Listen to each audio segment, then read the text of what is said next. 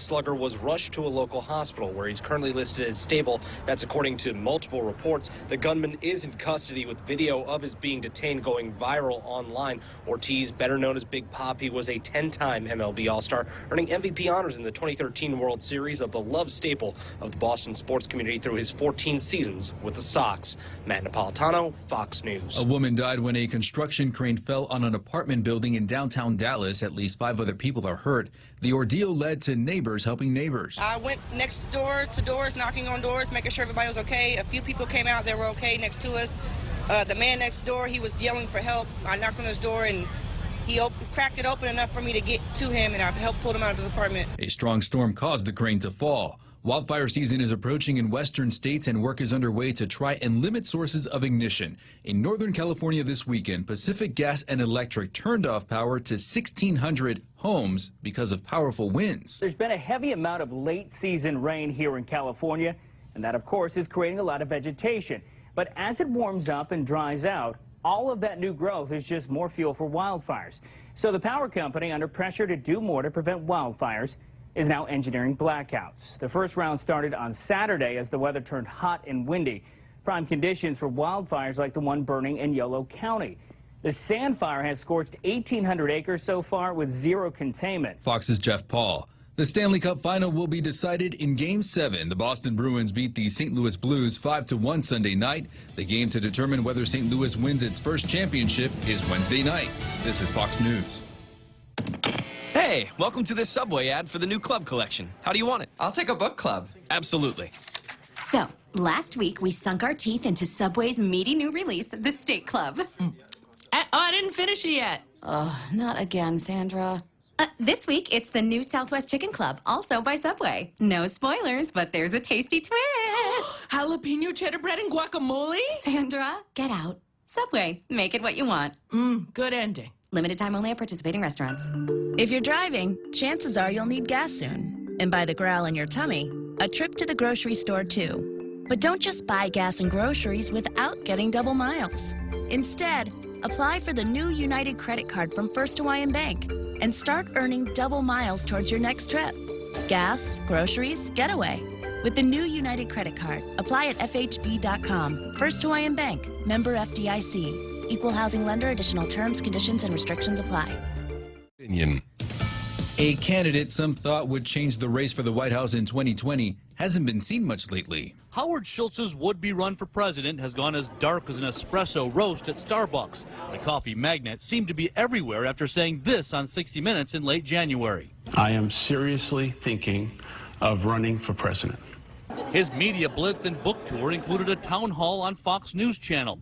Schultz said if he did run, it would be as an independent. But immediately he was vilified by many on the left who said he would hand President Trump a second term. The lifelong Democrat was reportedly stung by protesters. Back to Davos with the other billionaire elite.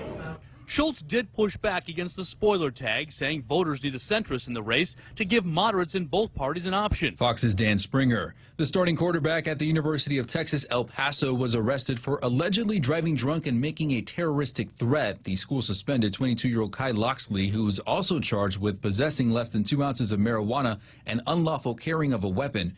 The sheriff's office has not released more details on the terror threat charge. Loxley is out on bail. A child in Washington state brings a bag of illegal drugs to school, but not to show it off to his classmates. The Kennewick Police Department says a boy who brought meth to his school gave it to staff members to turn in his parents. The child also told the school staffer that he didn't want to go back home. Authorities were called in, checked out the child's house, finding fentanyl and other drug paraphernalia. The boy's parents, 29-year-olds Daniel and Jennifer Ann O'Leary, were arrested. The child and his younger sibling were taken into protective custody. Ken Duffy, Fox News. The animated film The Secret Life of Pets 2 is #1 at the box office. It brought in $47 million. Dark Phoenix came in second place. The latest X-Men installment received poor reviews and did not live up to its predecessors on opening weekend. I'm Richard Jordan, and this is Fox News. Ready to buy real estate on Guam? Congratulations! But what now? There are so many questions, so many things to do. Where do you start? The best place to start is to call Century 21 Commonwealth Realty, Guam's biggest name in real estate. They aren't the best because they're the biggest. They're the biggest because they're the best. Trust the name. Find out why. Call Century 21 Commonwealth Realty today. 888-2121. Trust the best. It's important to have claims process that works for you. At Guahan Insurance Services, we make things simple and convenient. Same door you walk in to purchase your insurance is the same door you open to file your claim. We can't pretend that the car insurance claims process is fun, but we can promise a hassle-free and speedy recovery without any runarounds. For your home, auto, and business insurance, visit us at the Camacho Landmark Center on Marine Corps Drive in Tamuning. Don't forget to like us on Facebook or give us a call at 475-1162 or text 929-SAVE. That's 929-7283. Welcome to Tall Tales with Bob Klitzkie, the only show on talk radio where common sense is a lot more common. Phone lines are now open at 888-TALK. That's 888-8255. And now, The Point proudly brings you Tall Tales with Senator Bob Klitzkie. A well-regulated militia being necessary to the security of a free state, the right of the people to keep and bear arms shall not be infringed. You know, we start the program that way every day, and you know how important I think it is, and I suspect that I am not the only person who is a member of our international radio listening audience who shares that view. I often have a little vignette that I read into the record dealing with the Second Amendment. I have been inspired by the poet laureate of Tall Tales, a certain gentleman named Andrew, who is a master of limerick and verse. So this is not one of Andrew's creations. This is something that I got from a place called Fantasyland. And it's a poem entitled From the Soul of America. Every year they put it to the test, but the Second Amendment stands the best. The right to own arms in a country that's free is a loyal display of our integrity. For hunting or self-protection, guns can be great. And in a last chance militia, they can help with our fate. I've carried a weapon when I've served my country and swore with an oath to keep America free. But freedoms and liberties are getting thinner every day as the Constitution's words are slowly melting away. This country was protected with powder and shot and the hearts of the militia who won't be forgot. Not only did their squirrel guns put food on their plate, they gave us this nation we all see as great.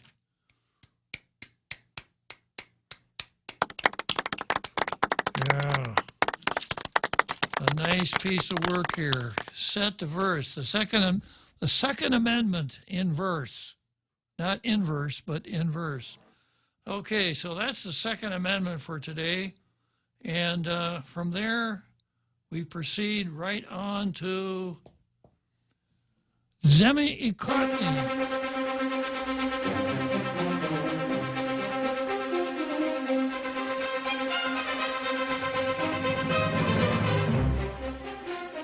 And the guiding principle here is that the right of the talk show host to keep and bear a blue pencil shall not be infringed.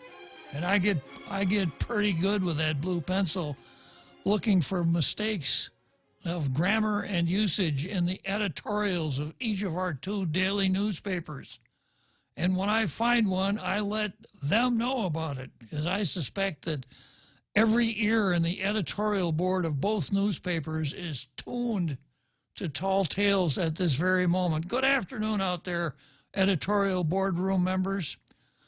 And I suspect that when I find one of those usage or grammatical mistakes, there's nothing but long faces in those editorial boardrooms. I do that, And I also evaluate each of the editorials to see if it is, first of all, see if it's really an editorial. Second, see if it's copied from somewhere else. Third, see if it's local. And the fourth, to see if it has any merit. And when I find that one is more meritorious than the rest, after meeting what we call the MARC standard, I take my blue pen and give that editorial the most desirable blue star. So today I start out with the Daily News. You don't have to fasten your seatbelts for this one. Here it goes. And this is so topical and so important concerning the local issues, concerning the issues in the area that this newspaper serves, right? We want editorials that we can sink our teeth into, editorials that are topical and relevant and edgy, that speak to the things that are important in our own community, usually winding up with a call to action to somebody in our community to do something or to stop doing something to make our community a better place. Well, here we go today with the Daily News editorial. Women's World Cup grossly unfair. The Women's World Cup has come a long way since first edition in China 28 years ago. Ticket sales, nominal then, have surged. Same is true of global television audiences. For the women of Team USA, the tournament that begins today offers a chance to strut. The reigning champs are the favorite in betting markets. Among their notables are Carrie Lloyd. Do you know anything about Carrie Lloyd? No, I don't, sir. You're a sports fan too, aren't you? A little bit, but Yeah. no, I don't know who that is. Carrie Lloyd, no, okay. Well, she's the attacking midfielder who launched a 3-goal attempt in the 2015 finals before many viewers had a chance to put out their guacamole bowl. There's also Alex Morgan, a clinical striker who recently notched her 100th goal. And Julie Ertz. Are you a fan of Alex Morgan and Julie Ertz, Real Joe Cruz? I don't believe so, sir. Do you know who they are? No, sir. Do you know any of them from Adams off Ox? I do not, sir. Huh. Amazing. But for all its thrills, the Women's World Cup is also one giant, frustrating, grossly unfair, maddening, manipulative engine of pay inequity. Now, I expect we're probably, we've got a soccer field up there in Dadido and that sports complex up there. I would expect to see hundreds of women out there protesting about the unfairness of the Women's World Cup. Yeah, I mean, this editorial is so inspiring. It's a real let's storm the barricades type of editorial. Anybody got a torch or a pitchfork? Let's go do it. Okay. As soccer fans know, the women's team filed a gender discrimination suit this year against the U.S. Soccer Federation. All right, a gender discrimination suit. The claim is not without merit, but the real culprit here is actually soccer's global governing body, FIFA. Yeah, FIFA, Federation International something or other, right? Some unpronounceable French term, the acronym for which is FIFA. Now, here we get to the real guts of this editorial. It says, the claim, let's see, as soccer fans know, the women's team filed a gender discrimination suit this year against the U.S. Soccer Federation. The claim is not without merit.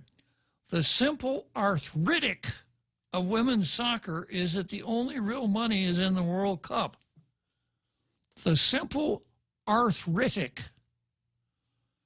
So the word simple, as you were the word the word simple, and then arthritic, arthritic.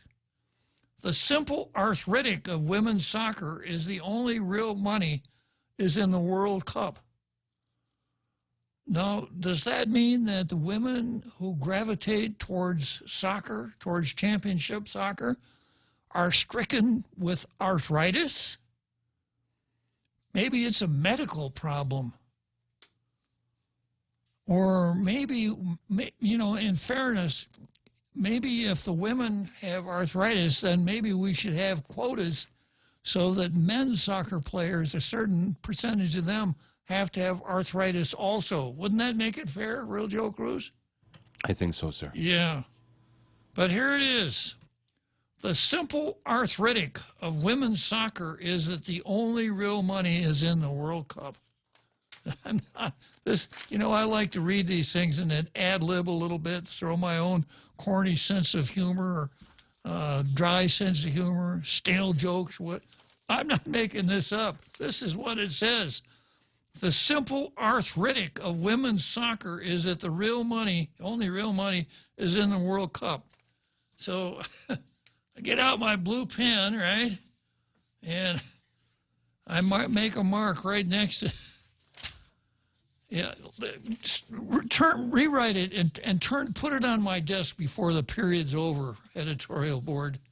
You can't expect me to take you seriously when, first of all, you put something in your editorial page that probably very few people on Guam care about. And then second, you can't use the right word. Now, if the editorial had said the simple arithmetic of women's soccer is the only real money is in the World Cup, I might have been able to make some sense out of it. But the simple arthritic, wow. Okay, so PDN, you didn't make the finals this time. You got eliminated in the first round. Okay, then we go to the Post. Officials must ensure proper TAF funding. TAF, Tourist Attraction Fund. Yeah, now you know that everyone who rents a room in one of our hotels pays into the Tourist Attraction Fund. Is it 11% or 13%? It's gone up and down. I think it's 11%, right? Yeah, I believe so, sir. 11%. So if the rent for your, if the charge for your room, the rate is $100 a night, you're going to have to pony up 111 because you got to pay that Tourist Attraction Fund, and it's big bucks. TAF is big bucks, and the purpose of it is that money can be spent to enhance our tourist industry, to attract more tourists, etc. And the GVB, Guam Visitors Bureau, has nominal control over that TAF. And the Visitors Bureau is supposed to spend that money to bring more tourists to the island, to make the tourist industry more profitable for us. Okay, so here it goes. Lawmakers need to get to the bottom of the disagreement because TAF is critical to Guam's top industry and job creator. We'll find out what the disagreement here is. A recent proposal to tap into the Tourist Attraction Fund has given us whiplash. Wow. I hope you guys went to see your lawyer, you know, whiplash. Legislative Speaker Tina Rose Munya-Barnes recently introduced an amendment to the 2019 budget law that would require the Guam Visitors Bureau to allocate $650,000 from the TAF to 19 nonprofit community organizations. Bill 153-35 would change the word may to shall in the 2019 budget law, restoring the prior practice of using TAF revenues for nonprofits, which was removed in the 2019 budget law in an effort to reduce spending. Now, who would want to reduce spending in times like this, when the government of Guam is rolling in cash, when we've got a first-rate hospital that's the envy of the whole Pacific Basin, when we got a beautiful highway, you know, where people have to look up the word pothole in a dictionary, hoping that they would see a picture of one because they've never seen one on the roads of Guam. We're so rolling in cash, and it's so safe because on every street corner there's a police officer with his cap pulled down over his eyes, looking around for people that might cause trouble. Every street corner, because we're rolling in money. So what is this idea that the 2019 budget law changed a word from shall to may in order to reduce spending? Do we really need to reduce spending? Well, the answer to that is you better Hong Kong believe it, because we're living way beyond our means. We have been for quite some time. So any law that attempts to reduce spending gets a hooray from tall tales. Bill 153 is a consolidation of 15 related spending bills the Speaker introduced in April. Yes, you read that right, 15 bills. The TAF is the government of Guam's largest special fund. It brings in more than $40 million annually from the 11% hotel occupancy tax. We are concerned about the disagreement over the use of TAF funding. In an email response to the Post for an April story, GVB Vice President Bobby Alvarez said lawmakers in the 34th legislature agreed nonprofit organizations should not depend on the TAF to fund their operations on an annual basis. He added that under the current budget law, the only way the nonprofits would get money is applying for GVB's grant program, which can approve up to $10,000 in grants. Lawmakers need to get to the bottom of the disagreement because TAF is critical to Guam's top industry and job creator. TAF is used not only for GVB operations, but also for capital improvement projects that benefit residents and visitors. We understand that nonprofits could use TAF funding, but the Speaker should not rush the issue as it conflicts with a previous agreement to reduce spending. Meanwhile, GVB must weigh in on Bill 153 as it knows best how the TAF should be used. Let me read that again. GVB must weigh in on Bill 153 as it knows best how the TAF should be used. But the TAF is not the Speaker. Wouldn't the Speaker know best? With so much at stake, lawmakers must ensure the TAF is used fairly and prudently. They shouldn't veer from one possible funding mechanism to another. They should take a steady approach to not only using TAF, but also protecting Guam's major economic driver. Well, I talked about this when Tina introduced her 15 bills. And then it turned out that really because she wanted to change the may to shall for 15 different nonprofits. And it turned out later on that she really didn't need to do that 15 times, just do it once by changing may to shall, and she would accomplish the same objective. That's where this bill came from. Now, I went down the laundry list of the TAFs before. Maybe I should do it again, but I'm not going to do it today. But here's what's going on, according to, if I were to grab my political prism, you know how that works. It blocks out everything. If you look at a situation, it blocks out morals, good legislation, public policy, nutrition, you name it. It blocks out everything. And the only thing that you can see when you look through that political prism is the political considerations involved. So when Tina's bill comes on board, there will be representatives, at least 15 supplicants from these various nonprofits down there to worship at the altar of the speaker, giving her a great chance to engage in probably 2 or 3 hours of virtue signaling. Oh, you know, I think that tomorrow this, that, or the other thing is so great. I'm so happy that you people are doing your good work, and I don't know what's wrong with the Visitors Bureau, why they just don't give you that money. So I'm going to fix it.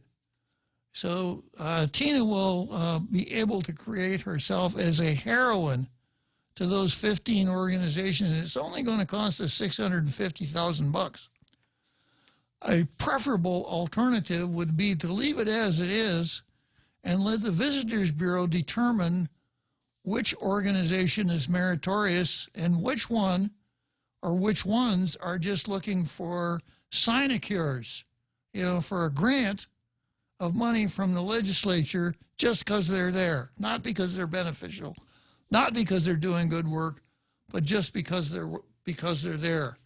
So, Tina, not a good idea.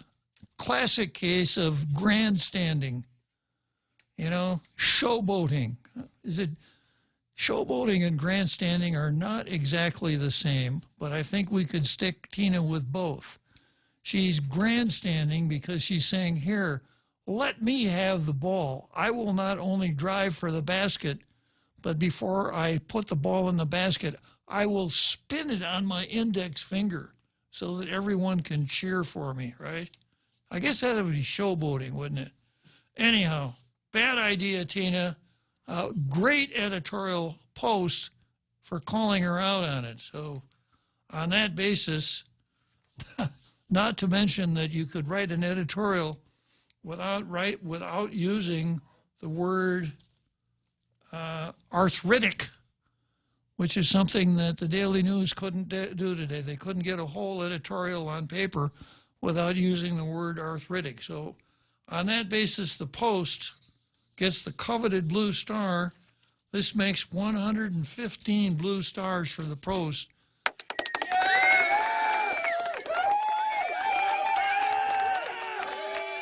To 41 for the Daily News. All right, so we go from there to the card. And I have some interesting items on the card today. First item on the card is the real Joe Cruz versus Merriam-Webster. Yeah. And then we've got Congress versus the taxpayers. And then we've got Francis versus Ray, Bob, and somebody else. And then we've got Lou versus the pro-lifers. Lou and Josh versus the unwoke. And Lou versus Mike San Nicolas. So Lou apparently has done the hat trick for today, you hockey fans. And let's see, then I also have, I did Tall Tales versus the right wing yesterday, or Friday. Remember that 11-item test that the British Army gives to inventory that it gives to officers in the British Army so they could use it to spot Nazis in the British Army. And my suspicion that those Nazis in the British Army were stay-behinds from the invasion of Normandy that somehow blended into the British Army, and they're still kicking. Boy, talk about longevity. Anyhow, that's what the Brits are up to, and they had this inventory. You could see if a person was a right-wing extremist. And I got all of them right except for one. So according to the British Army, I am a right-wing extremist. And my only comment on that is, boy, I sure hope so. But the only one that I didn't get right was there was one item that said that a right-wing extremist becomes angry when he's losing an argument. And, of course, the real Joe Cruz will back me up on that one. I never lose an argument. So I couldn't, I didn't get that one right. I think you had a little tidbit that you threw in there about the boogeyman, too, didn't you, real Joe Cruz? Yes, sir. The boogeyman looks under his bed for Bob Klitzkie before he goes to bed. Yeah. All right. Okay. So that's the card for today. Starting right out here with the real Joe Cruz versus Merriam-Webster. Now, this is kind of a spin-off from an article that ran in the Post called Hazardous House Highlights Island-Wide Problem. And it features a gentleman named Steve Dormer in Sinahania who was living next to a house that was a health and safety hazard writ large. And the reporter, Lanny Walker, interviewed the village mayor, Robert Hoffman, who attempted to slough it off by saying, well, I've got 10 just like this in Sinahania, and they're all over the island. There's really not much anybody can do. What we need is better laws to deal with this. So I took Robert Hoffman to school and pointed out to him that we have a law that deals with public nuisances, and that Robert's first avenue of attack would be to go to the Attorney General and ask the Attorney General to take action to abate the public nuisance instead of looking for cover by saying, well, it's everywhere. It's not just here. Now, the reason that the real Joe Cruz got involved here is that the plaintiff, or the plaintiff in this case, is a gentleman named Steve Dormer. So it's Steve Dormer versus Robert Hoffman. And when I asked the real Joe Cruz if he knew the meaning of the word dormer, without hesitation, he replied, yeah, it's a person that lives in a dorm. As always, the real Joe Cruz is quick. He didn't have to agonize, or he knew the answer, and he came right up with it. Well, we've got our work cut out ahead of us here, because I checked with Merriam-Webster, and this is their definition of dormer. A window set vertically in a structure projecting through a sloping roof. Also, the roof structure containing such a window. And that's the only definition they have. So I imagine you're pretty angry about that, real Joe Cruz. Yeah. Okay, well, we'll come back here to the real Joe Cruz versus Merriam-Webster in a second. Let's go for a drive. Let's take a stroll. Let's gallivant. Let's go cruising. We all have different ways to describe how we get up and go in our cars. But whatever you may call it, you can do more of it when you save 6% off your fuel purchases at any Shell station when you use your eligible Bank of Guam Visa and MasterCard credit cards. So stop by any Guam or CNMI Shell station and start saving today. Visit bankofguam.com for more information. Terms and conditions apply. Bank of Guam, the People's Bank. Member FDIC.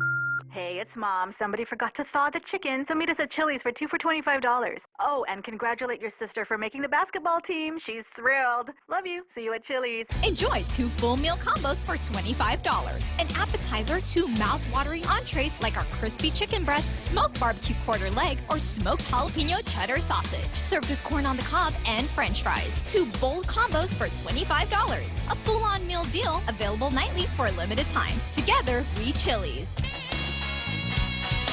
Welcome back to Tall Tales with Bob Klitzkie, Guam's single voice of reason. Call now, 888-TALK. That's 888-8255. And I guess it may very well be that maybe they are, maybe they'll see the error in their ways. Well, if they change that definition quickly, we'll know that the Merriam-Webster editors are a part of our international radio listening audience.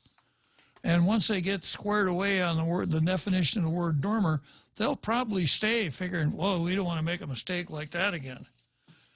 Okay, next item on the card is Barnes versus GVB. And this picks up right where the editorial left off. Barnes has introduced an amendment to the 2019 budget law, and the nonprofit organizations that used to receive TAF funding complained to the speaker because they hadn't received funding from the GVB board more than 8 months into the 2019 fiscal year.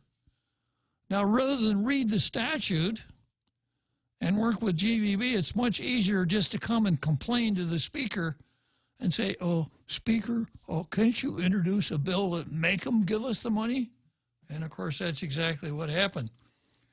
Quote from Barnes, we're just making it mandatory that GVB provide funding for these nonprofits, Barnes said in an earlier texted response to the Guam Daily Post. Bill 153 consolidates 15 related spending bills. It was initially believed that the legislature's standing rules required that any appropriation bill had to be associated with a single item, which is why 15 separate bills had been introduced, explained the Speaker's spokesman. Now, here's a name to remember. The Speaker's spokesman. Shouldn't it be spokesperson? Shouldn't we refer to them as the Speaker's spokesperson? Yeah. His name is Chirag Bohwani. However, Director Stephen Guerrero of the legislature's Office of Finance and Budget later advised that a word change in the current budget law would accomplish the same goal without the need for separate measures. Now, we've gotten pretty good at changing a word in the budget law or adding a couple words like or more. Those other 15 bills are now, are now mute, M-U-T-E. Come on, Post. Are they moot, which means no longer relevant? Or are they mute, which means they can't talk? I got to get out my blue pencil here. Are they now mute and will not advance out of the Finance Committee? The allocation amounts range from $25,000 for the operation of traditions about seafaring islands. I'll bet that brings a lot of tourists to the island. To $150,000 for the Harau Academy and its Chamorro Language Immersion Preschool program. Chamorro Language Academy is an outfit run by the current president of the Department of Chamorro Affairs, Anne Marie Arceo. Interesting coincidence. And then here's the laundry list of organizations that Tina said, you got to give them their money, GVB. None of this make them show you that they're putting the money to good use. We don't need that. We just want you to give them the money. So we've got Duk Duk Goose, Inc. And we've got the Adzuda Foundation. When you hear Adzuda Foundation, you automatically think of Carlota Leon Guerrero, who, as I recall, is now part of the governor's staff. The Guam Symphony Society, the Humanities Guahan, Humatak Foundation, Harau Academy, Inc. Back to Anne Marie Arceo again. Boy, if the University of Guam Press is applying for money from the Visitors Bureau, I hope that I hope a lot of people come down and testify on this bill, because to me it looks like the classic case of to the victor belong the spoils. That this group is coming down and saying, come on, you got $650,000, give it to us. Don't make us jump through any hoops. We just want it. We'll come down, we'll say nice things about you at the public hearing, and you can grandstand, and we'll all live happily ever after. Barnes versus GVB. Okay, next one, we've got Congress versus taxpayers. This is our United States Congress. Party leaders from both sides of the aisle met in private this week to negotiate a deal that would give lawmakers their first pay bump since 2009. But one day later, the National Republican Congressional Committee blasted Democrats alone for considering a pay raise. House Majority Leader Steny Hoyer, a Democrat from Maryland, hosted a meeting Tuesday with House Minority Leader Kevin McCarthy, a Republican from California, House Minority Whip Steve Scalise, a Republican from Louisiana, and Cedric Richmond, a Democrat from Louisiana, to talk about a deal, according to Political Playbook. McCarthy and Scalise have said they're open to a pay raise that would increase lawmakers' salaries from $174,000. McCarthy in May told NBC that lawmakers are leaving because of the pay. The poor babies, $174,000. Yeah, you remember when AOC moved to Washington, she couldn't even afford to rent an apartment. McCarthy in May told NBC that and Congress hasn't had a cost of living adjustment in a decade. Scalise, meanwhile, has said that the matter should be examined to ensure that service in Congress isn't limited to rich people. Yeah, we should set it up so that you don't have to be rich to get in, just rich when you leave. That would be the ticket. And, of course, we go through this here on Guam when we talk about a part-time legislature. Well, you know, a lot of people wouldn't be able to come up with the money to run for the legislature. And I have to point out to them that the money only comes after you're elected. So if you're talking money, you're talking a real advantage for the incumbents because they're campaigning on the payroll and they're campaigning with your money. But the challenger isn't unless he's a, what did Kevin Kerrigan call him? Nester. Unless the candidate is a nester working in the governor's office and running for the legislature and still drawing a paycheck. A source familiar with the meeting told Political that McCarthy and Hoyer agreed to take care of their own committees and that neither side would attack each other. Well, that's convenient. But on Wednesday, the National Republican Campaign Committee sent an email that slammed, quote, socialist Democrats for accomplishing a whole lot of nothing 6 months into their majority while expecting middle-class taxpayers to give them a $4,500 pay raise. Apparently making $174,000 a year, which is more than 3 times the average American salary, just isn't enough for these socialist elitists, the email said. The NRCC has not responded when asked if it was aware of the McCarthy-Hoyer agreement, notes Political. Well, of course, the really important thing that this article doesn't cover is that you can't expect the National Republican Congressional Committee, the NRCC, you can't expect them to come out publicly, and certainly the guys from the House, from both sides of the House, had to meet in private. You know why, Real Joe Cruz? Why, sir? What were they discussing? Oh, personal matters. Personnel matters. Yeah. Hold on. They were discussing personnel matters. Of course they couldn't meet in public. And of course the NRCC, and you couldn't get any papers because you got to protect the personal privacy, you know, of these people that are trying to cut this deal in private. It's a personnel matter. Yeah. I don't know. This comes from Newsmax magazine. So I'm going to When I'm typing the nasty letter to Merriam-Webster, I'm going to have to type another one at Newsmax. Come on, you guys there at Newsmax. Don't you know what a personnel matter is? Yeah. Boy, the nerve of some people thinking that there should be an expectation of discussing matters of congressional salary anywhere but in private.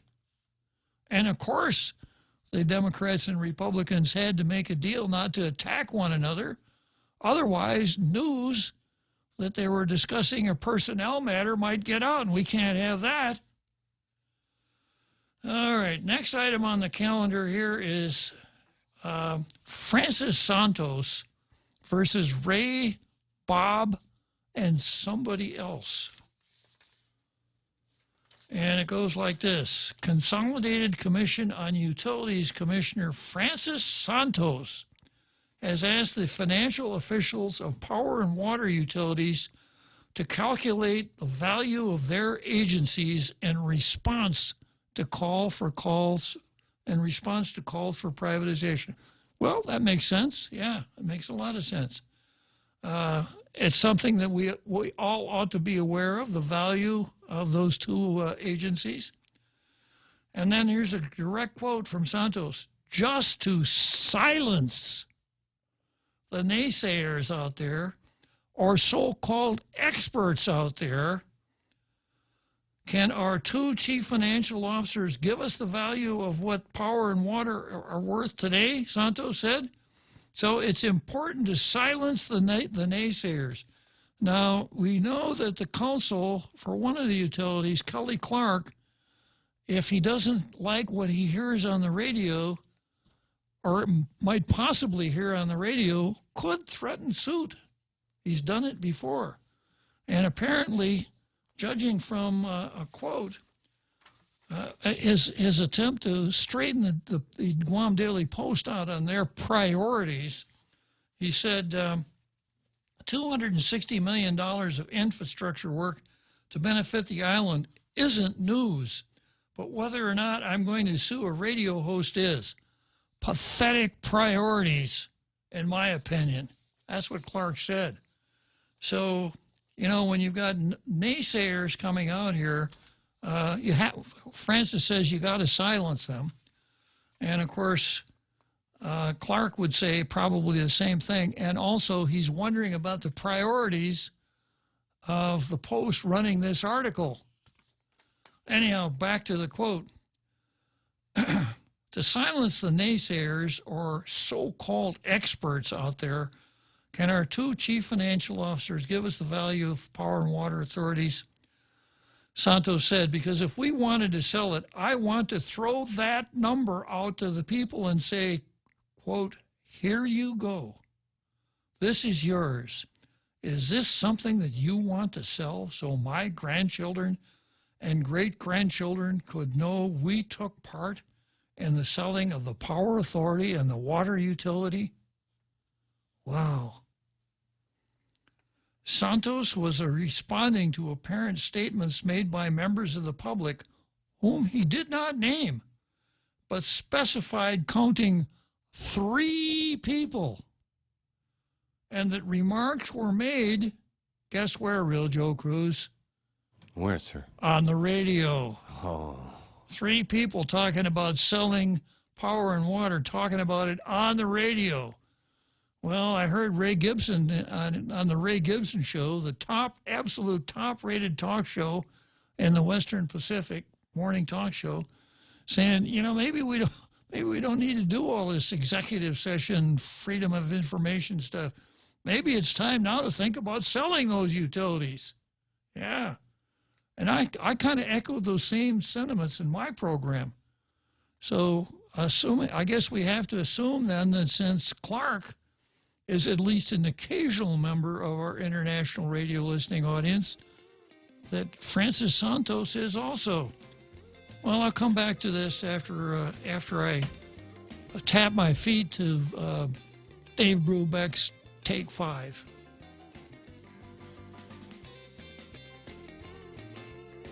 Experience the Take Care difference. Take Care members can count on accessing a high-quality, credentialed network of on-island providers, including the convenient one-stop FHP Health Center and Urgent Care, access to an extensive off-island network of providers, and the island's largest offering of free fitness classes and health education programs. You can count on Take Care to deliver comprehensive, accredited insurance coverage and quality health care when and where you need it. Take Care. Our island, your health plan. Learn more at takecareasia.com. Here at APL, our core values give the company its heart and soul. Whether it's connecting your business with our global network through our newly enhanced service or investing our efforts into giving back to the community, APL is committed to serving you. We humbly honor the opportunity to find innovative solutions for you and your business. To learn more about our enhanced service, call 588-4651 or visit www.apl.com/Guam for more details.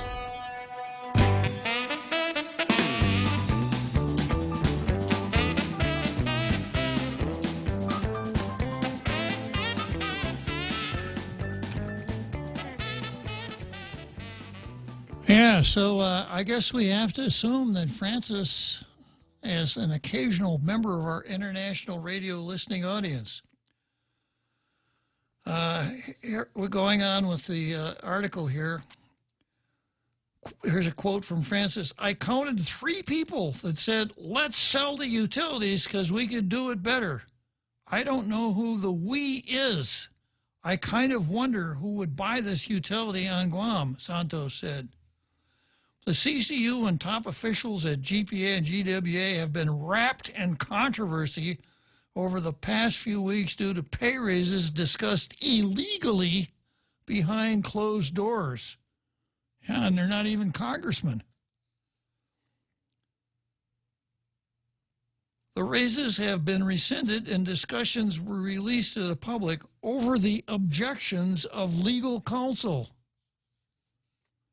Santos' comments came as Commissioner Simon Sanchez discussed how GPA could better present its accomplishments and cost savings to ratepayers during a meeting Wednesday. The same could be said of GWA, Sanchez said. Well, maybe one way to do that would be to stop threatening talk radio hosts for disclosing evaluations of top officials at the waterworks. How do we better get our message out to the people? Sanchez said. We're not making a connection with our ratepayer that says, frankly, we're busting our butt to do all of this stuff because this is going to benefit you and it's going to benefit me and because I'm a ratepayer too. I'm a ratepayer, you're a ratepayer, everybody's a ratepayer.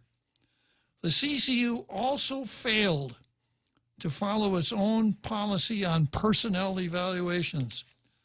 Commissioner Michael Lemtiako said the commission has been reviewing utility management every month.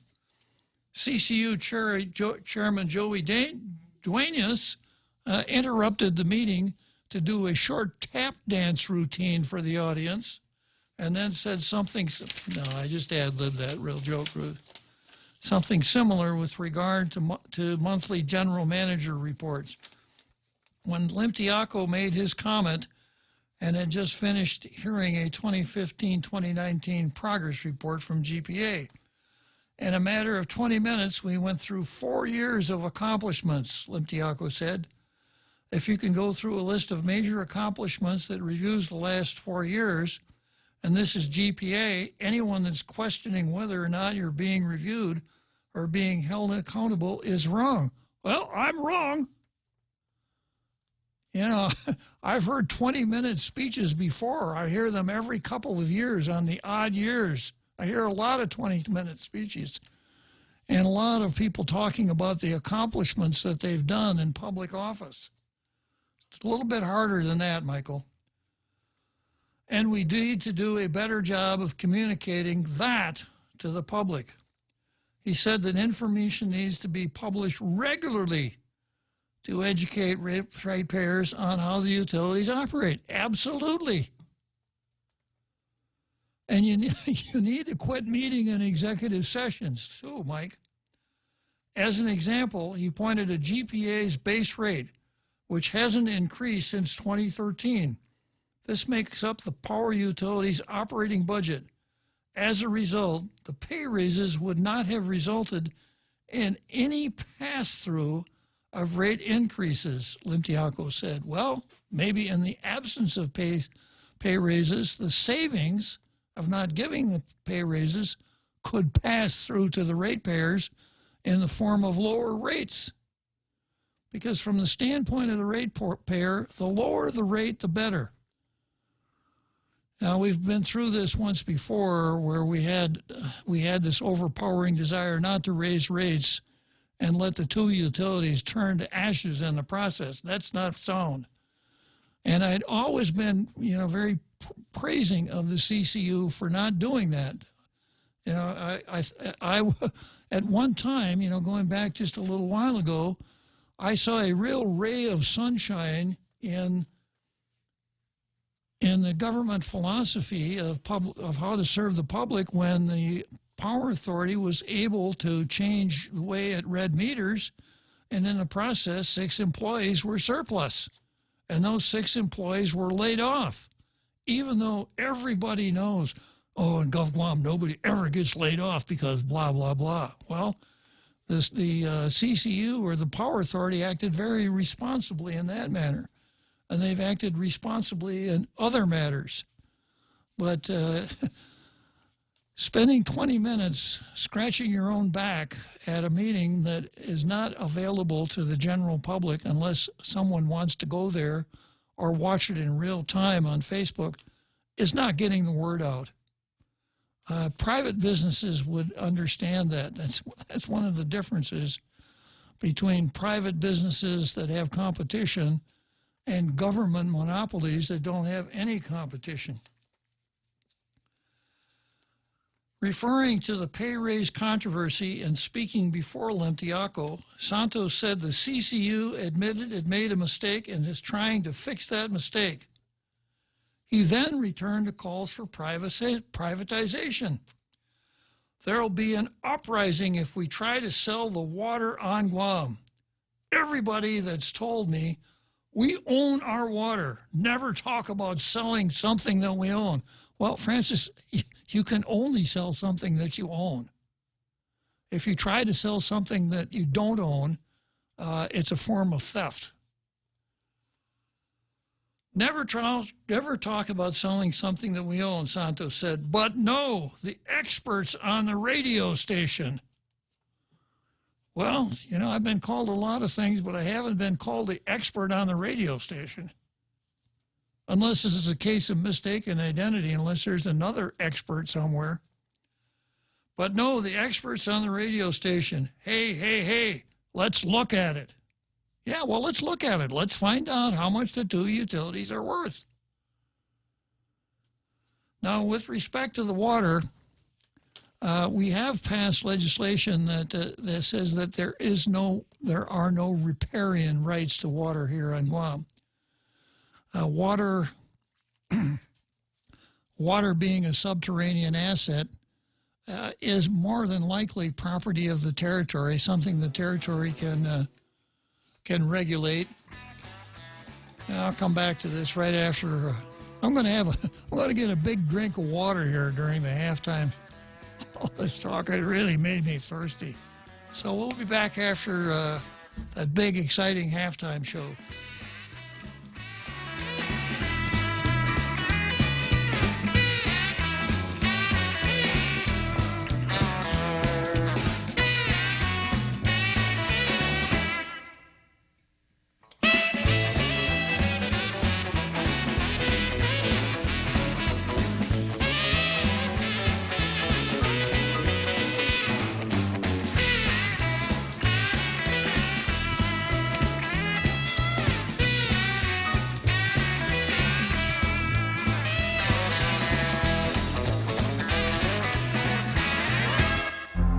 The Point is KUSG, Hagåtña, Guam, 93.3 FM and 104.3 HD3.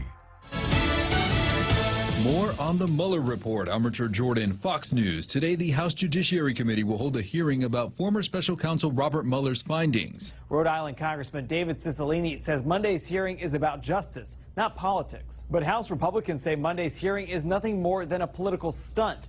Republican Congressman Mark Meadows spoke out on Fox's Sunday Morning Futures. He says if Special Counsel Robert Mueller or his investigators eventually do testify, there will be plenty to ask about. This week, the House is also likely to vote on a resolution holding the Attorney General in contempt of Congress. Fox's Mark Meredith. Former Boston Red Sox slugger David Ortiz was shot during an attempted robbery in the Dominican Republic. A local reporter tells ESPN that a bullet hit Ortiz's lower back and came out his stomach. A suspect is being detained. Strong winds brought down a construction crane in downtown Dallas, falling onto an apartment building. A woman inside was killed and at least 5 other people are hurt. I'm highly grateful. I could have been dead. The man next door, I believe he sustained very critical injuries to his neck. He could not move. He couldn't stand. 2 people had to grab him and take him out. And the shockwave really shocked the whole building. Everyone is just shook up right now. Several parts of the building have collapsed. Tariffs on Mexican imports set to go into effect today were averted by an immigration deal between the U.S. and Mexico. Republican Senator Roy Blunt said on CBS's Face the Nation that while he didn't support tariffs, he praised President Trump for using them as a negotiating tool. I think this is a big win for both sides, and I think the president's willingness to use tariffs, even though I'm not a big supporter of tariffs, he is, and his willingness to use that probably helped produce a result. Mexico agreed to deploy 6,000 members of its National Guard to help curb illegal immigration. This is Fox News. So what's the deal? Are you still paying for the right to have your checking account at your bank? Well, at Bank Pacific, we think it's our privilege, not our right. That's why we offer My Green Free Checking, where your monthly maintenance checking fees are zero. That's zero. And it comes with a free Visa check card and monthly green e-statements. My Green Free Checking. Bank Pacific today. Because having you as our customer, that's our privilege. Bank Pacific, where others put branches, we place roots. Equal housing lender, FDIC. Viva Bank Pacific. Hey, it's Mom. Somebody forgot to thaw the chicken, so meet us at Chili's for 2 for $25. Oh, and congratulate your sister for making the basketball team. She's thrilled. Love you. See you at Chili's. Enjoy 2 full meal combos for $25. An appetizer, 2 mouth-watering entrees like our crispy chicken breast, smoked barbecue quarter leg, or smoked jalapeno cheddar sausage. Served with corn on the cob and french fries. 2 bold combos for $25. A full-on meal deal available nightly for a limited time. Together, we Chili's. Iran is set to receive Japanese Prime Minister Shinzo Abe this week, and also Germany's foreign minister, with Tehran under pressure from U.S. sanctions. Amid steady sanctions against the Iranian regime and continued tension between the United States and Iran, Iranian leadership called on Europe to try to normalize trade relations with the Islamic Republic. Speaking in Tehran, Iranian Foreign Minister Mohammad Zarif warned of consequences for European countries who do not seek common economic ground with Iran. After withdrawing from the Iran nuclear deal last year, the Trump administration has imposed heavy sanctions on a variety of Iranian sectors, forcing Iran to look to other countries for relief. Fox's Trey Yingst.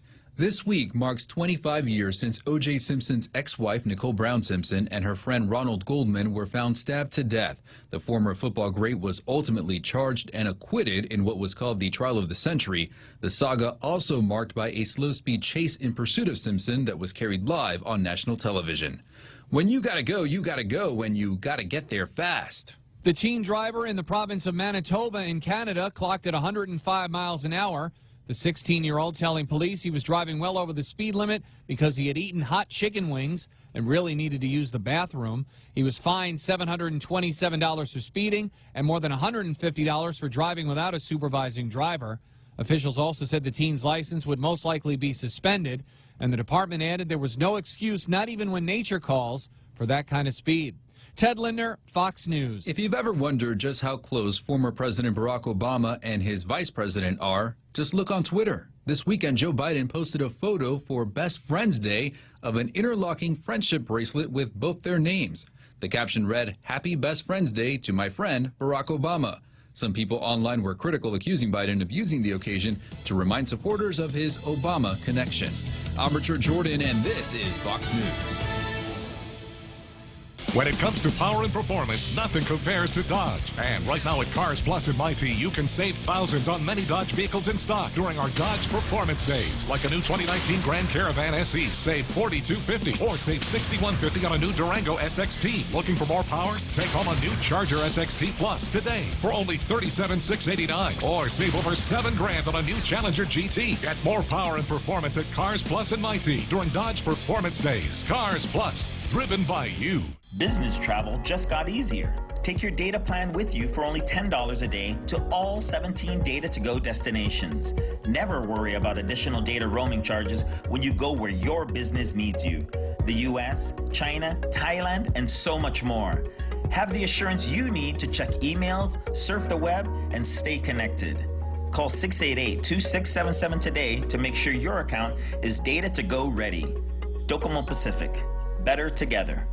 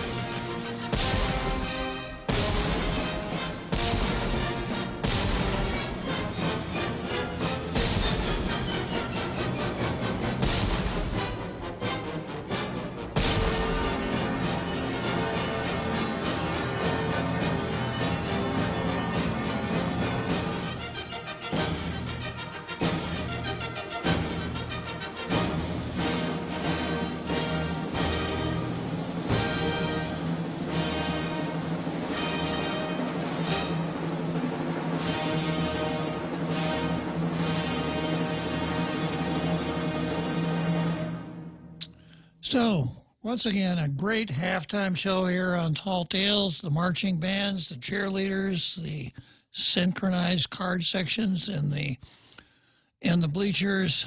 It's a great show. Real Joe Cruz and I enjoy it and we're working on the technology to see if we could rebroadcast it on Saturday and Sunday, because we know that everybody in our international radio listening audiences more than likely misses it too. So before the halftime show, I was working on this item on the card: Francis Santos versus Ray and Bob. And the key line here is that Francis said, "Just to silence the naysayers out there, can our two chief financial officers give us the value of power and water authority?" So I guess if the charge is that I'm a naysayer, I'm going to have to plead guilty, because there are some things that require someone to stand up and say nay. You know, when the legislature votes on bills, it goes, roll call, it goes by the yeas and nays.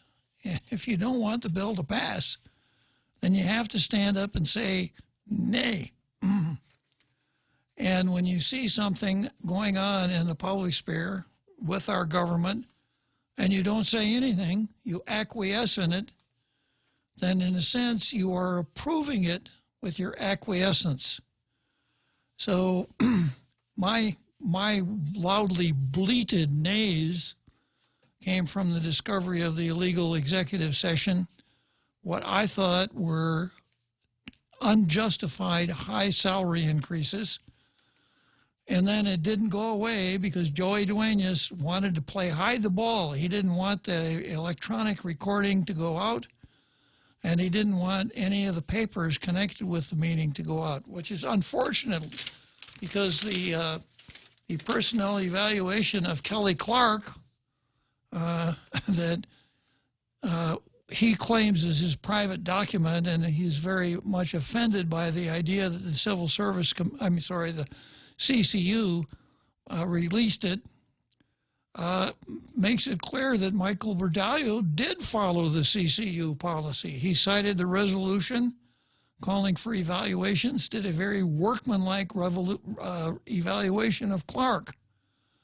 But because the CCU was making so much noise about not letting the stuff go, repeating the personnel matters myth, and Joey Duenas, when the vote came down 3-2 to release the papers, it was discussed at the CCU that a letter needed to be written to those who had submitted, whose sunshine law request had been denied. A letter had to be written to those people saying, well, we're going to send these things out.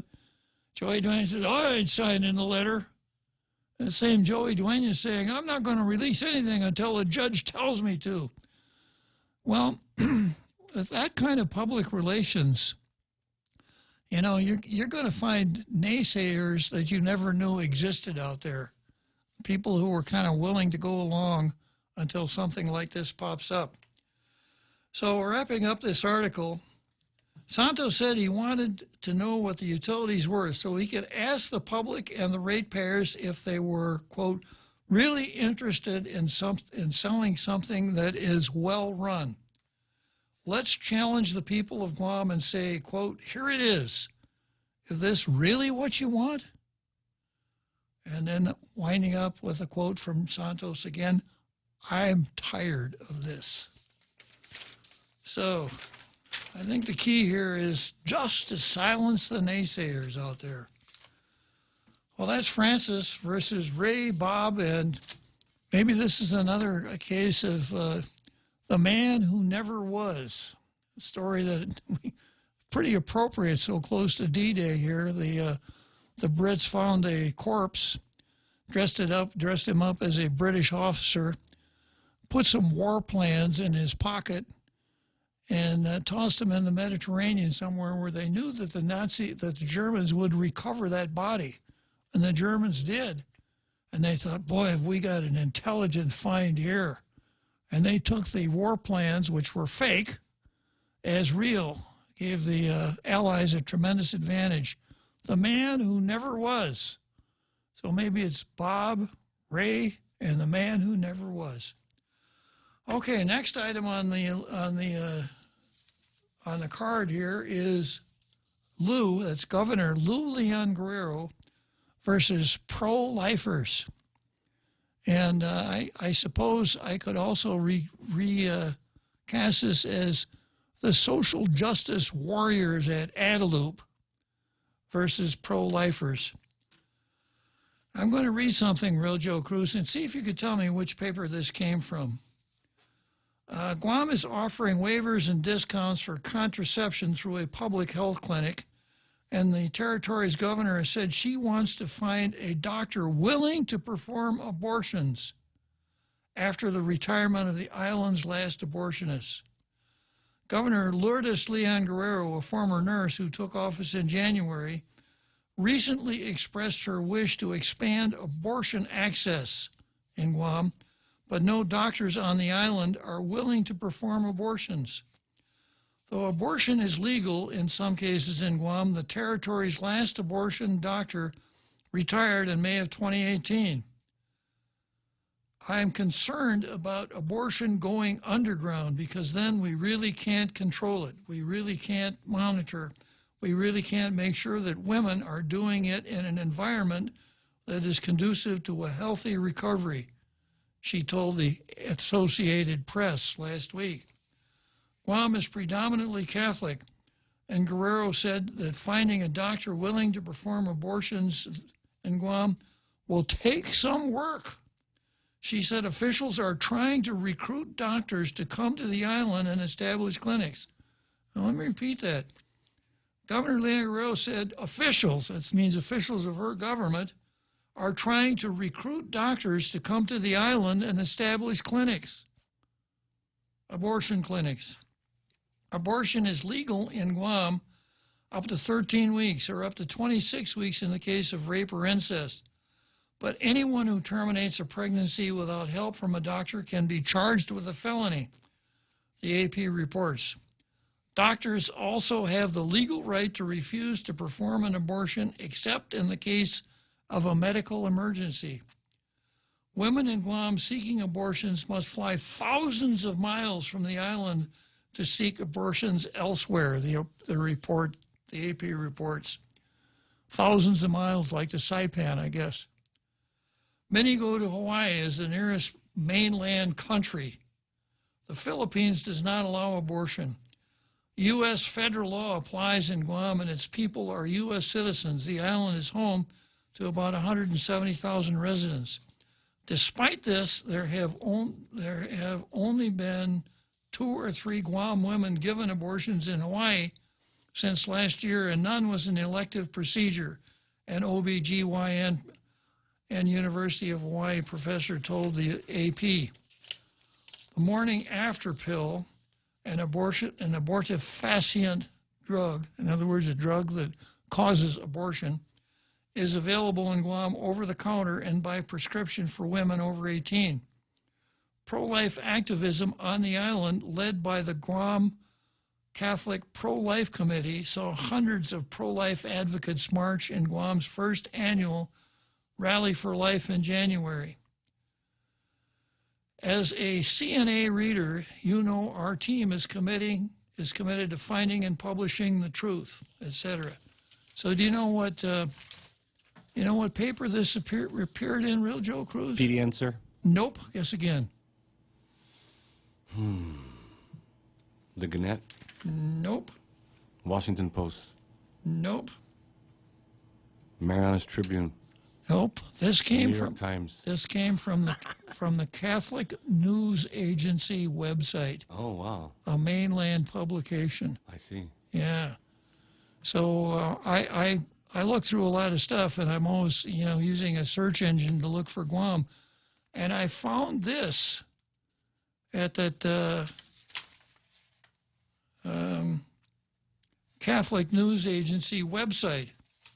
So how is it that the Catholic News Agency off-island, plus a few, like AP News in Honolulu has it, how is it that these off-island media people know about this and those of us who live right here on Guam don't?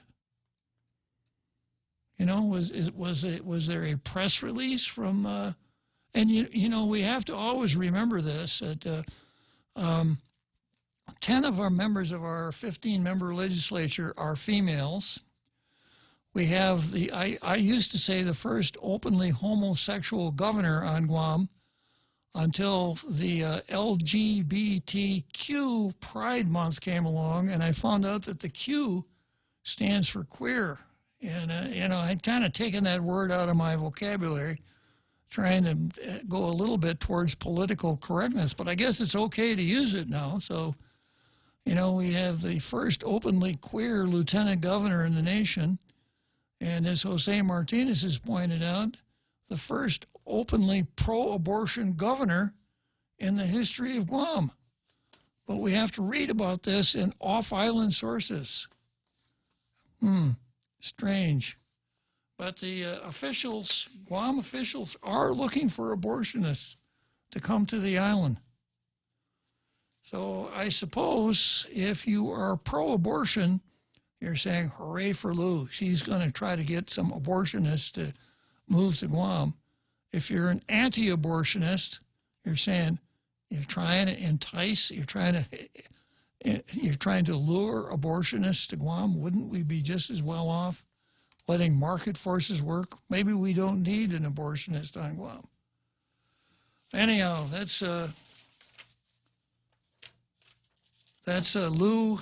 Leon Guerrero versus pro-lifers, or actually more correct, anti-abortionists. Now, the left doesn't want you to use the word abortion because the word abortion conjures up some pretty nasty mental images, doesn't it? It conjures up a baby inside the body of a mother, and that baby is killed. That's what abortion means. It's much nicer to say pro-choice. I'm for pro-choice. I think a woman's body, no one should tell the woman what to do with her own body. Or, carrying it a little farther, the baby inside her own body that isn't part of her body. So that's why the left doesn't like the word pro-abortion, but that's what they are. Okay, next we go on to Lou and Josh versus the Unwalked. And this is, again, attention social justice warriors.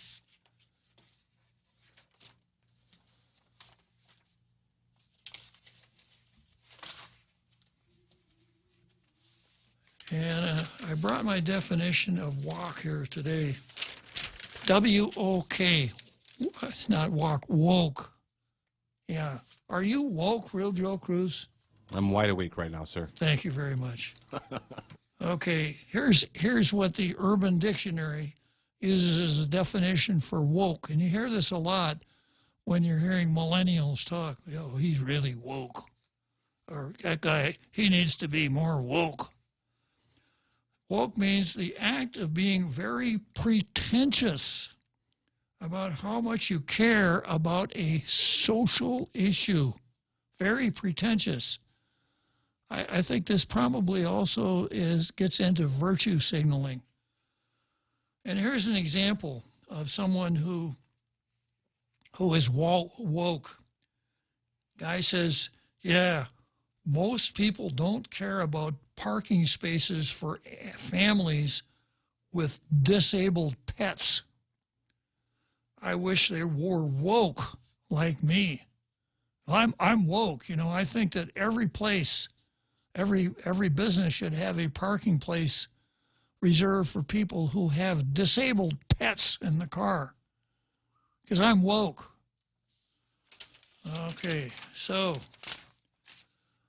when we go to 2019 Pride Talk, panelists reflect on achievements of Guam's LGBTQ community. L stands for lesbian, G stands for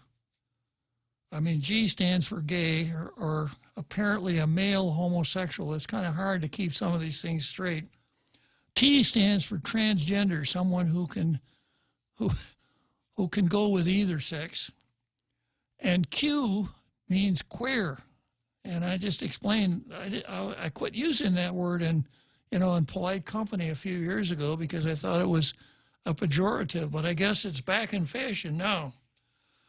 So, Lucia Casil, as you were. Esther Agagi grew up playing sports and excelled at both athletics and academics. She said there was some suspicion that she might be gay, but she coped with the speculation. You pretended you liked boys, she explained, and I did, but I like girls better. Now the Adjutant General of the Guam National Guard, Aggie was among the panelists at the 2019 Pride Talk Thursday at the Guam Museum.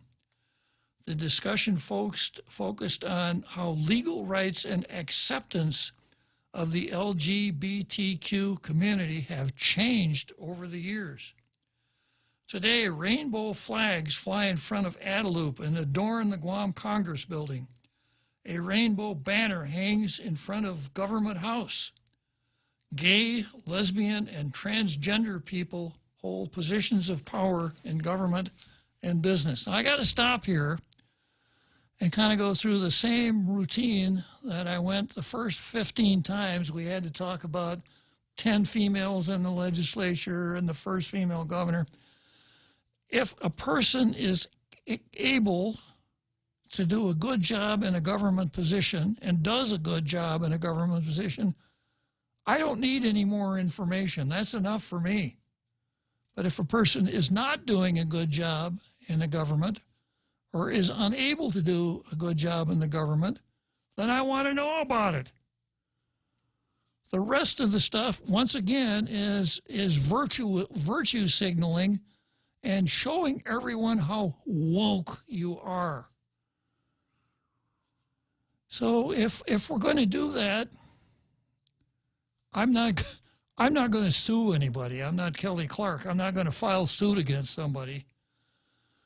And I'm not even going to say I'm not even going to be my usual intolerant self about it.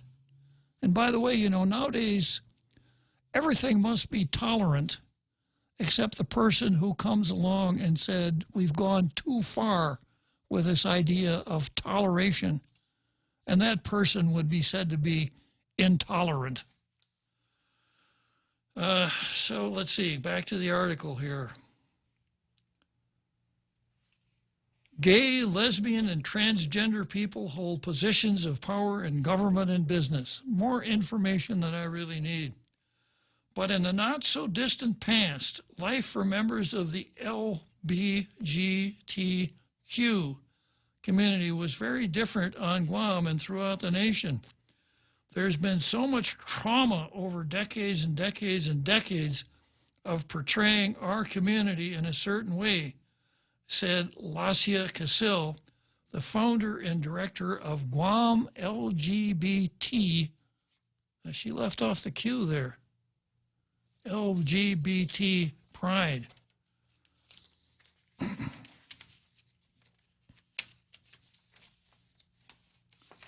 Going on to the next page. She described living in fear on Guam in the past, and she said she moved off island for a while because of the dangers she faced as a transgender woman.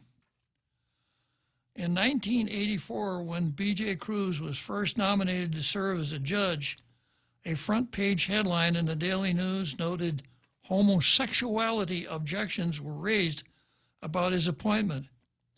At that time, about half the states in the U.S. had sodomy laws on the books criminalizing certain private acts between consenting adults. Certain private acts between consenting adults. That's something that the LGBTQ community really doesn't care much about talking about, what those certain private acts are. But the word is sodomy. And this is a, there is an FCC, and there are tender ears out there in international radio listening audience, so I'm not going to give you a graphic explanation of what sodomy means. Go online and look it up, and you can find out. Just be careful that when you look it up, you don't go to the page called Sodom and Gomorrah. That's where the term Sodom came from. It's a biblical term. 2 years later, in 1986, let me start again. At the time, 1984, when BJ was first nominated to serve as a judge, half the states had sodomy laws on the books criminalizing certain private acts between consenting adults. 2 years later, in 1986, Bowers versus Hardwick decision, the U.S. Supreme Court ruled that the Constitution does not confer a fundamental right upon homosexuals to engage in sodomy. The U.S. Constitution does not confer a fundamental right upon homosexuals to engage in sodomy. Now, sodomy had been on the books for a long time, a couple thousand years. And it was quite a leap of faith in 1986 to find that the Constitution created a fundamental right for people to engage in sodomy. And that's not what the Supreme Court ruled. Now, I'm going to go back for a second, talking about 1984 when BJ was appointed judge and he was confirmed. And let's see here. There's been so much trauma over decades and decades and decades of portraying our community in a certain way, Lacia Casil said. Well, 1984, that's about 35 years ago, I think, isn't it? Yeah. Now, BJ was confirmed as a judge. He was appointed to the Supreme Court. He was confirmed as a justice of the Supreme Court. His peers elected him Chief Justice of the Supreme Court. He retired from the same Supreme Court. He ran for the legislature. He was elected a few times. He was a lieutenant gubernatorial candidate at one time. Just the last go-around here, his peers elected him Speaker of the legislature. And then he resigned as Speaker to run for the vacant position of public auditor. And guess what, Real Joe Cruz? He got it. He was soundly elected by a landslide. Yeah. So The title here is So Much Trauma. There's been so much trauma over the decades. I guess nobody told BJ about it. Okay, we're coming up here in the 7th inning stretch. I'm going to take a big stretch. I hope everybody out there in our international radio listening audience does. And we'll come back to Lou and Josh versus the Unwoke. The Extra Point with Jerry Roberts of Guam Training. What happens to us when little things go wrong? Do we get upset and allow those small issues to impact the bigger issues? I'm Jerry Roberts, and at 7:20 a.m. on The Ray Gibson Show, a little perspective on tolerance and seeing the big picture. You can find daily transcripts of The Extra Point at guamtraining.com. Tune in every weekday morning at 7:20 for The Extra Point with Jerry Roberts. Brought to you by Guahan Insurance Services and First Hawaiian Bank on 93.3 The Point. In illness and in wellness, Calvo's Select Care is health care that is there for you. That's why over 80% of the Guam medical community places their trust and insures with us. We offer our members wellness and fitness programs for a healthier lifestyle and provide a comprehensive medical network on and off island to help members from unexpected illnesses. Contact Calvo's Select Care today for more information.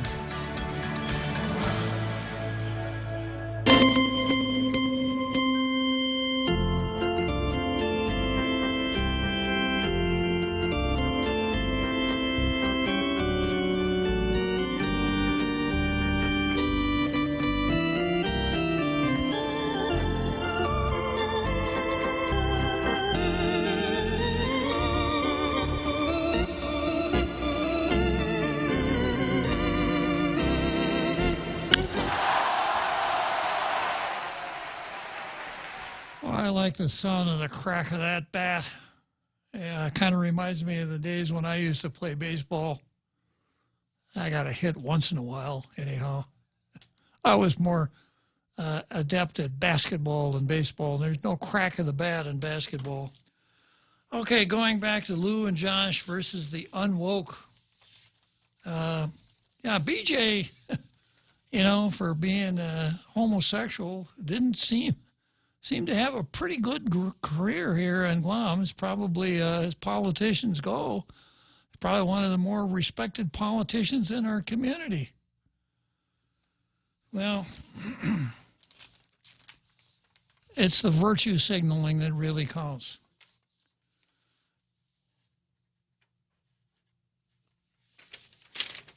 And then we got a quote from BJ. Cruz said, openness about sexual orientation leads to greater acceptance. Yeah, let's see. We got somebody calling in here. Marquez. I would pronounce it Marcus, but some people pronounce it Marquez. How about you, caller? How do you pronounce it? Marquez. It's M-A-R-K, Gupta, E-Z, like Zion Morning. So how do you pronounce it? Marquez. Marquez. Yeah, that's the way I'd pronounce it. Yeah. Same meaning, same root meaning, Latin, Spanish, whatever. Yeah. Have you got your radio on there, Marquez? Oh, yes. Oh, sorry. Yeah, I guess. Yeah. Is that better? That's a lot better. Thanks. Okay. Yeah, just, wow, it's amazing that I even found you on the radio. I didn't know you were on this channel. Well, here I am, big as life, twice as ugly. Well, we're not all. Well, men are more handsome than anything. But anyway, you've been a huge person on Guam for a long time, and I've seen you as director of education, director of the DOC, senator, lawyer, Marine, and all that. And it's hats off to you. Salute you and everything you've done and continue to do. And then now just what you're saying today about the truth of some of this stuff that even our own governor, I don't know how that didn't make news, but you made it news. And thank you for that. Jules Maasi. One Pobetsulai. Gumas. Because it was, wow.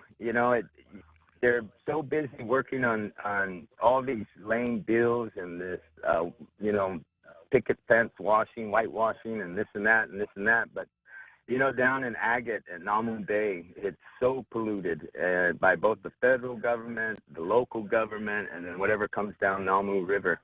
So recently I just got discharged yesterday from Navy Hospital with MRSA, MRSA, that's superbug disease. Yeah. Because I last week had poked my leg a little bit or scratched it, I guess, on coral right outside of, the bay. And, it was pain for the whole week. And Baruch Hashem, praise God, I recovered. And it's amazing. I can walk, and I'm thankful to God for all of that. And, and this abortion thing and some of this other stuff, it's a shame. It's a curse on our island, and it's a curse on our people. And there's so many homeless. There's so many other people needing help from the government, and all they do is, as gatekeepers, they just know how to say no. They forget that they're public servants, and they're supposed to help us and try to work with people. And, there was a homeless family at that right across from the 76 gas station in Agate that had been there for over a year, a 3-year-old baby that was dependent of an active duty military right now. And, they weren't getting any attention, and so I went on the radio, called Patty and some others, and had them interview the mother of the child, and the grandfather's there. He's disabled, one leg's missing. He's a veteran, not getting benefits, not getting Gura housing. They're eligible, but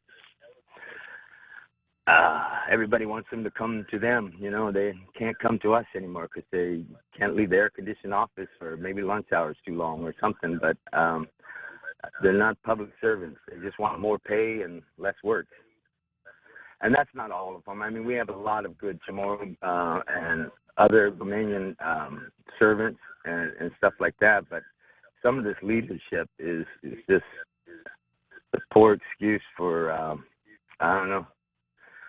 But as an independent, constitutional, libertarian, a party of one, I think, Guam needs change. And the people just got to woke up. I agree. And that's my job. Well, thank you. Don't lose you as Masi. Okay, buen provecho. Dios. Algo más. Esta. Adios. Dios. So, Mr. Marcus, nice call. Thank you, Mr. Marcus. Thank you for your kind words. I'm just finishing up here on Lou and Josh versus the unwoke.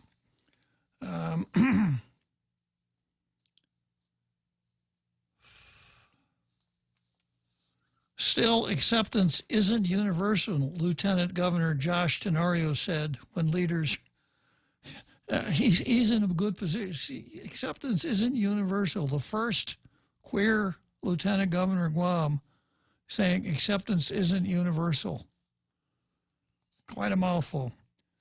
When leaders were trying to pass a domestic partnership law, they encountered severe resistance.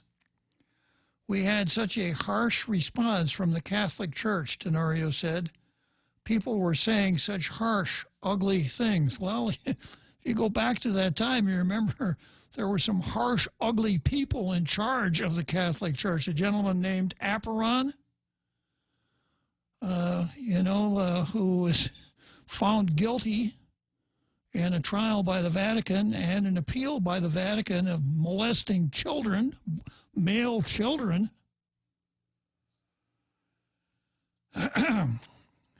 The article says that included a remark by former Archbishop Anthony Apparon about how Muslim fundamentalists have the right idea about the gay issue, Tenorio said.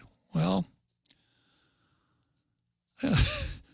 if you want to lay out the life and times of Anthony Apparon, it kind of works against you, Josh, because, once again, he has been found guilty by the Vatican of molesting young boys. Going on. Now there are 6 members of the governor's cabinet who identify as members of the LGBTQ community. The more of us who come out, the more our relatives see us, the less hate there will be.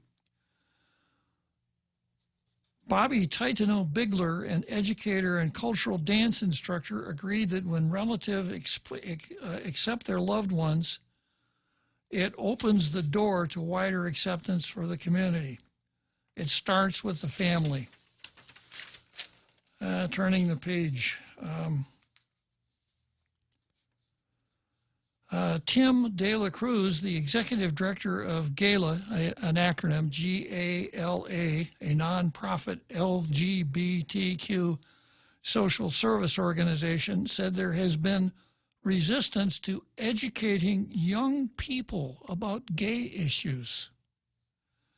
This is the myth of age appropriateness. Often people have argued that outreach targeting youth is promoting or imposing sexual orientation. Is the word grooming appropriate here? Does it fit? People erroneously believe there are only gay adults. While government, business, and families are becoming more acceptance of differences, change has been slower among churches. The leading challenge to acceptance is religion, said attorney William D. Pesh of the Guam Family Law Office. The leading challenge to acceptance is religion. And let's just stop and examine that. The leading religion on the island is the Catholic religion, and probably more than 80% of the people in Guam are Catholic. And what's going on in the Catholic Church right now? The Catholic Church is in bankruptcy. And the reason it's in bankruptcy is because a couple hundred children, are you listening, Tim De La Cruz? A couple hundred children, male children, have been sexually molested. I shouldn't have to say male priests because a priest by definition is a male, have been molested by priests. And if you read the newspaper, you see that 3 bishops, including Apparon, are named in these suits. So does it surprise you that people in the Catholic religion probably are not really excited when they drive past the governor's office and see rainbow flags out there in front of the building? Or drive past the legislature and see the rainbow flags? Or drive past Government House and see the rainbow flags? Is that kind of a surprise? It shouldn't be. The leading challenge to acceptance is religion, said attorney William D. Pesh of the Guam Family Law Office. Within our religious groups, we need to become more vocal.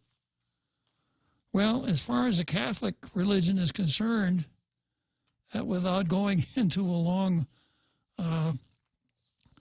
lecture about the doctrine of the Catholic Church, you're going to have to do a little bit more than just being vocal. For Agagi, who identified herself as a Christian first and foremost, faith is a part of her identity. Interesting. Continue to be just who you are and not afraid of who you are, she said. As a Christian, I believe God made me who I am. Well, there's a lot to be said for that. But also, Esther, God gave you free will, which he's given to all of us. We all have free will as part of being a human. Okay, Joe, now are you calling the station yourself? No, this is another Joe. Okay, not the real Joe Cruz. Hello, Joe. Senator Bob, Elder Klitzkie. Sir. Well, the church, other than their mishaps and their sex abuse scandals, and their covering for the priests who have committed these crimes, they've stayed consistent in their message, and which is they're following their theology. While they have infighting within within the church orders with the theology very often. But for example, well, there's no compromising with them. They believe abortion is bad and it's killing a human being. So of course people disagree with them, but is the answer for getting more abortion rights, more acceptance by the Catholic Church? I think it's a theological issue. It's the same principle with whether you're married or you're not married. If you're not married, you're out of wedlock, I think. So within our families, we knew who was married and who wasn't, because you say, well, why do you have a different last name from your parents or from your father? These are things that we talked under hushed tones and within immediate family, carefully, but we knew who our relatives were, whether or not they were married in the church or they were married in court, but we also identified that there's a distinct difference between from the way that they became a family. But does that mean that we love them less, or that it's an issue of theology. I think the church, they're following what they say they believe, and they're not going to compromise on what that theology says. That's to be expected. That's what their vocation calls for. I don't understand what people are trying to infer, that they're going to change the church's theological stance, that they're going to somehow make the church leaders in the Vatican and all the other Christian leaders and all the priests say that, oh, it's okay to be in a same-sex marriage that is acknowledged by the Catholic Church or other Christian churches. It's a theological issue, I think. That's exactly what I meant, Joe, when I read this quote from William D. Pesch, where he said, within our religious groups, we need to become more vocal. And my comment is, you're going to have to do more than become more vocal. If it's a Catholic religion, it is a theological issue that isn't going to change. Well, you're going to have conflicts within my family. We had relatives disagree with each other, say, hey, these are our relatives, we love them. You're not going to say anything disrespectful to them. You're not going to harm them in any way physically just because they have a different sexual orientation. It's pretty simple. That's the way that leaders of a family address the issue, and they confront any of the younger members of the family who are misinformed or just going on the wrong path. So I just wanted to add that 2 cents worth. Hopefully it's worth at least 2 cents. Thanks for your time, and I'll just listen. Thank you. Yeah, well, thanks, Joe. And I think what you said, you would probably get general agreement for most Catholic clergy that the fact that a person is outside of Catholic doctrine doesn't mean that we shouldn't love that person and try to be of such assistance to that person as we should, not shun the person. I don't think that's the point. But I agree with just about everything you say, Joe, and that's a good call. Thank you very much for helping me out with that. So I left off here with Esther Agagi's quote. She says, continue to be just who you are and not to be afraid of who you are. She said, as a Christian, I believe God made me who I am. And my answer to that is, yeah, that's very possibly true. Or I'll go along with that, but God also gave you free will, which he's given to every human being. And that's why humans are sui generis. That's why we're the top of the mammals. We have free will and consciences.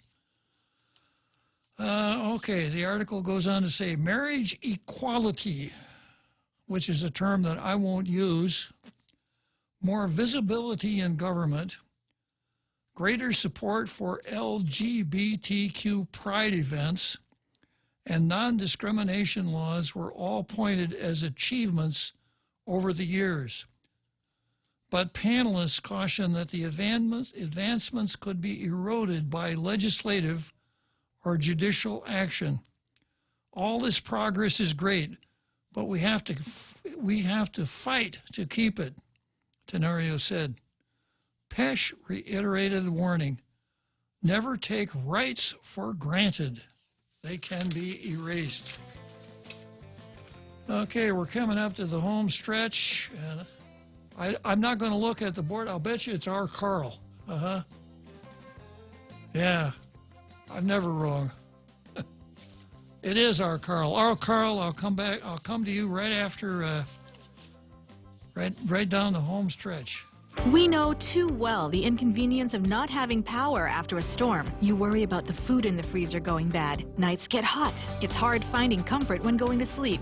These are realities. But with solar and battery storage from Micronesia Renewable Energy, these realities can be a thing of the past. The solar works during the day and the batteries power your home at night. Call 632-2613 to see how solar plus battery storage can make life a little more convenient. MRE, the smarter choice. Your home is one of the most important investments you'll make in your life. At Nanbo Insurance, you can rest easy knowing that you're covered with reliable and affordable homeowners insurance. Nanbo makes it easy to protect what matters the most so you can enjoy the moments that matter the most. With Nanbo, you can also save big when you bundle up and insure your car, home, motorcycle, or business. Enjoy great savings up to 50%. Visit nanbo.com or call 477-9754 for more details.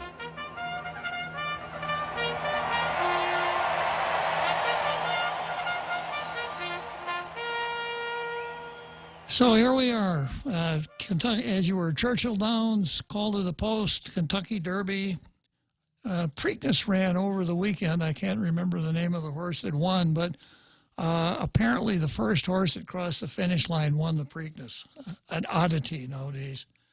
So I'm not going to get to Governor Lou Leon Guerrero versus Mike San Nicolas concerning war claims payments, et cetera, which is a pretty interesting story. You're going to want to make sure you tune in tomorrow because unless we have something earth-shattering, I'll lead off the program with that.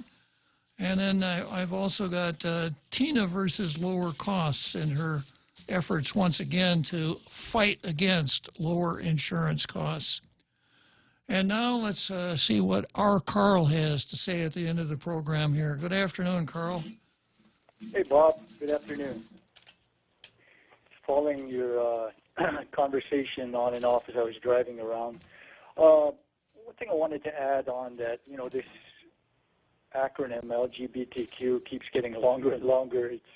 I saw one version of it that was like 16 letters long. I think this is the short version.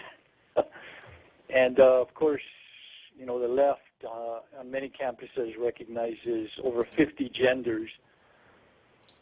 And I can't list them all. I'm not an expert on that.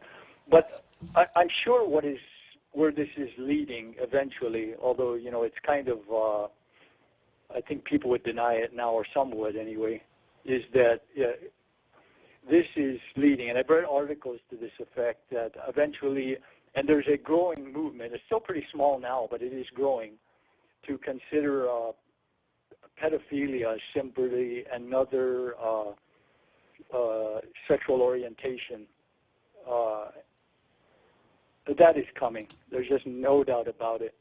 So grooming kids in elementary school or encouraging them to, you know, at a stage, when I was younger, you know, my teens, in elementary school and the teen, I went through the usual, you know, angst and questions and, you know, what's the meaning of life, and, you know, and you do question, you know, am I this way or that way? You know, you're going through a lot of immersion in hormones and huge questions, and I wouldn't go back to being a teenager for all the money east of the Mississippi River. I mean, it was just a tremendous amount of turmoil.